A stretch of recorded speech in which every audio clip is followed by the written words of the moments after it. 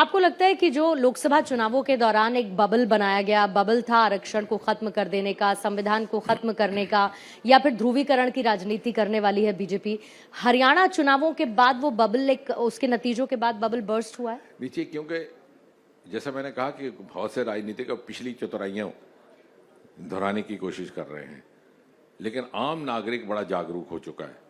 अब जहां आरक्षण की बात है, ये भारतीय जनता पार्टी है जिसने आरक्षण दिया। जम्मू कश्मीर में आज तक शेड्यूल्ड ट्राइब को आरक्षण नहीं दिया गया था, ओबीसी को आरक्षण नहीं था। पहली बार शेड्यूल्ड ट्राइब को पॉलिटिकल आरक्षण मिला है जम्मू कश्मीर में। संसद में महिलाओं को आरक्षण दिया है। तो आरक्षण के ठेकेदार ये कहां से बन गए, बल्कि इन्होंने तो दिया ही नहीं।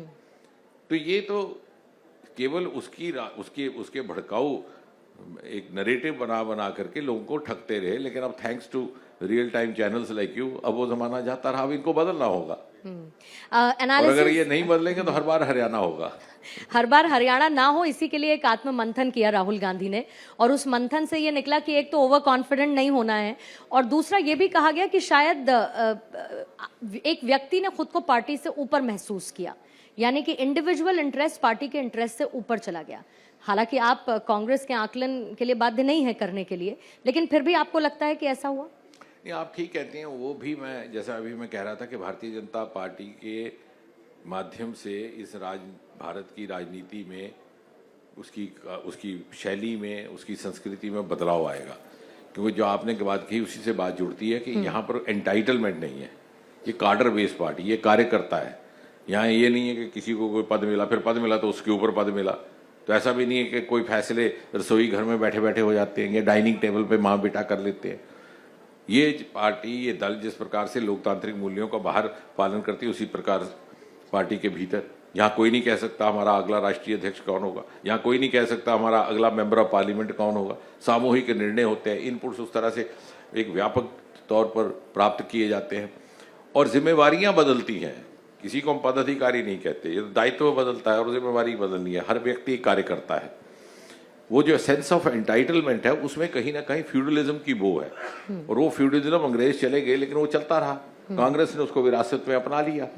लेकिन इसीलिए भारतीय जनता पार्टी सही माने में आजाद हिंदुस्तान की जन्मी हुई पार्टी है। इसका जन्म भी वैसे आजादी के बाद ही हुआ।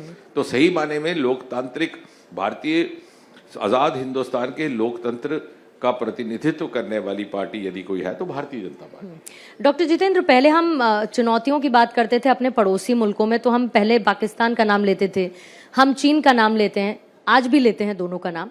लेकिन आपको ये कनाडा का अचानक से एक अलग तरीके का व्यवहार करना या फिर अननेसेसरी पोकिंग इंडिया को, आप कैसे देखते हैं कनाडा या जस्टिन ट्रूडो के रोल को? अब